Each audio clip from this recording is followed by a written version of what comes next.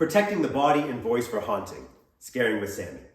Our bodies and voices, these are our tools for scaring. And just like any weapon or tool, you have to take care of it so that it is available and ready for when you want to use it during the season. So this starts in the off season.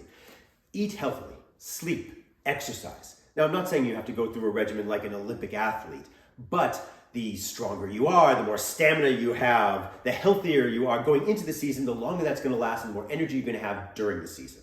So before the season, off season, eat, sleep, exercise. Now the week before, that's when we're going to start to dig in. We're going to start hydrating. You're going to lose liters of water per night, and you can't drink water fast enough to replenish it. In fact, no matter how fast you drink or how much you drink, it's not going to get into your system. You have to do that over time. So hydrate beforehand, and that way you're going to protect yourself and help yourself from not being fully hydrated, so that when you're drinking water during the night, it's going to help replenish even for the next night. That's how hydration is going to work. Stretching. You want to start stretching beforehand, because if you're going to go into the season cold, you have a better chance of hurting yourself. So start stretching beforehand. Warm up the body a little bit every day. Jog a little bit. Whatever it is, if the muscles are warmer, there's a less likelihood of them getting hurt. Warm up vocally as well. Start getting your voice used to these things. There are a lot of vocal warm-ups, trills, like lip trills. Tongue trills. These start to stretch and warm up different parts of the voice, like yawning. Sighs. You're getting all of the voice sort of active. Articulation drills, tongue twisters. I particularly like Gilbert and Sullivan. In short, as man is vegetable, animal, and mineral, I am the very model of a modern major general. Getting the mouth moving so that when you get into the season, it's already started. You already have that base. And vitamins. Vitamins don't start really taking effect or kicking in for a couple days, so start taking vitamins early. I like things like Airborne, but there's vitamin C.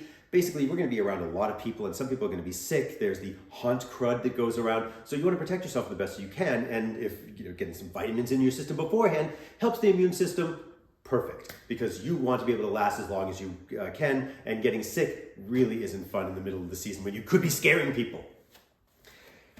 Preparation. Now, before the show, what you want to do is you want to start preparing. You want to have your snacks available. You want to have power bars, energy bars, and throat lozenges, and your water bottle. Water is so incredibly important. You should have your own water bottle that you can have either on the set or near. Now, on the set, you want it hidden. Hopefully, there'll be places on the set where you can have it hidden. Otherwise, in an actor hide a little bit further out. Whatever it is, you want the water bottle, somewhere near you. There's other ways. There are other things other than just water that can help you hydrate, that like Gatorade or Pedialyte, but nothing really replaces water. You can even see if you can camouflage that water bottle. Ask the director if there's a way to camouflage it so that even if it is seen, it isn't a big deal. But your water bottle, prepare your water bottle. Clothing, weather appropriate clothing. If it's going to be hot, you want wicking. If it's going to be cold, which doesn't happen as much in Florida, then long underwear or something like that, as long as it doesn't interfere with the costume. Shoes. We are doing a lot of movements. We're moving around. We need these shoes to support us. So you want shoes that have support. You can find black non-slip work shoes for relatively inexpensive. And it really is a good investment. It can last for a couple seasons, and at least it's support for your feet.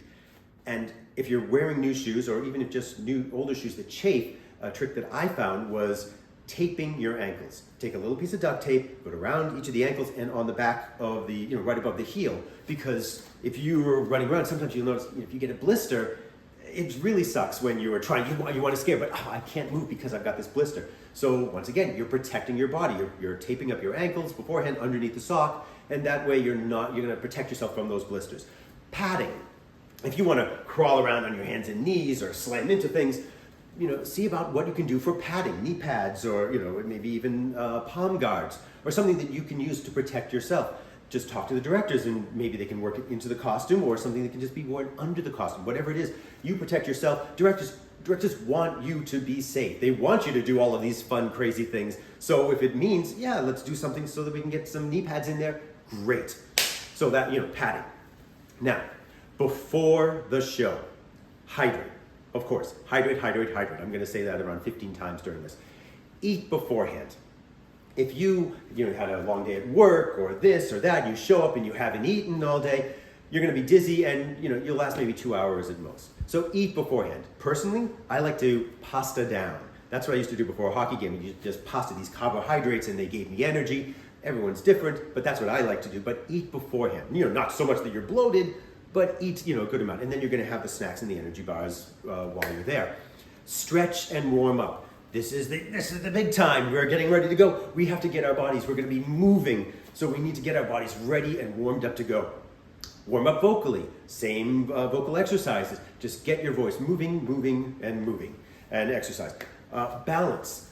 You are going to be doing a lot of forward and back, and forward and back, and forward and back. So start doing that now and get that into your system so that you're ready to go when you get inside the haunt. And then get in the room and walk the room. If you're doing the same room for an entire season, you're going to know that room like the back of your hand. But every night something might be different. Find out, is there a nail sticking out now? Did something break? Did the designers or directors move something so that things are changed, things are different? There's nothing more embarrassing than having a scraggly corner of part of the set. You go out at the guest and that it's just kind of embarrassing. So walk the room, find out what, if anything, has changed so that you can help protect yourself.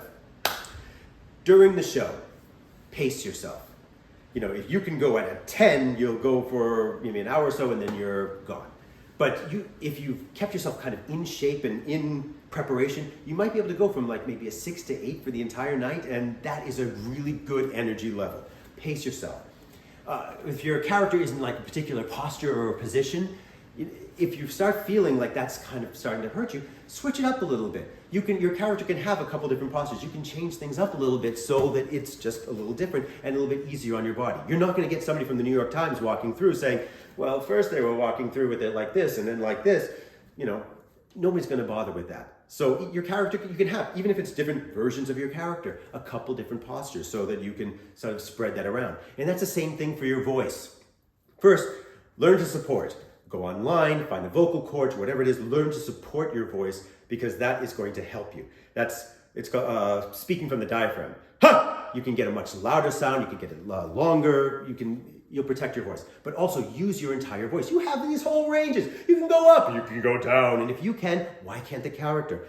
By having different places in your voice through different things, you are going to spread that energy across the vocal cords, so you're not resting on just one or two tones that are going to get tired much more easily. Same thing with loud and soft. You don't have to scream the entire time. If the guests are coming, in the first cut, you want loud, and then after that, you can bring it down because you already got their attention, you got the scare, and you don't have to keep on screaming at them. If you want them to understand what you're saying, articulate those consonants. That's going to break through, that's going to cut through and make your words heard. So louder sound and then articulate as they go through so that they can hear what you're saying. And supplement your voice with either noisemakers or however it is. You can supplement with a foot flap, stage comp, we call this a nap. So anything that will help get the sound out without just resting entirely on your voice is going to help. Find out what you can bang in the room and whether or not you have a prop or something simple like a hand banger that you can bang so that you're not taking your hand and slamming your hand into a wall. There are ways to protect yourself and there's ways to swing these weapons and things properly so that you're not hurting yourself. Once again, if you swing full strength, you're not making a bigger sound, but what you are doing is you're tying yourself out and you're possibly breaking the prop as well. So learn to do things like that properly. And care for yourself. Your voice. Hot tea, not caffeinated. Caffeine will dry the voice out and make it worse than if you weren't drinking hot tea. Hot tea, lemon, honey, slippery elm, throat lozenges, cough drops. But once again, no menthol. Menthol's going to dry your voice out. So you're taking care of yourself. And once again, feeding yourself afterwards. Because even after the show, you're really not done taking care of yourself just yet. After the show, vocal exercises, stretch it out again, get that muscles, get those, you've just been using the entire night. Take a hot shower, but you should be taking a shower after you're sweating and stinky for the night anyway. That's hygiene, that's a different thing. But take a hot shower, maybe a hot bath with Epsom salts and feed yourself and rest your voice because this, after exercising, it's kind of a work down, a rundown, and this is going to help your body relax and get ready for the next night. So protect yourself. During the off season, week before, preparation, before the show, during the show, after the show, protect your body and your voice. These are your weapons, your tools, and you're going to want to use them and have a great time. Scaring with Sammy.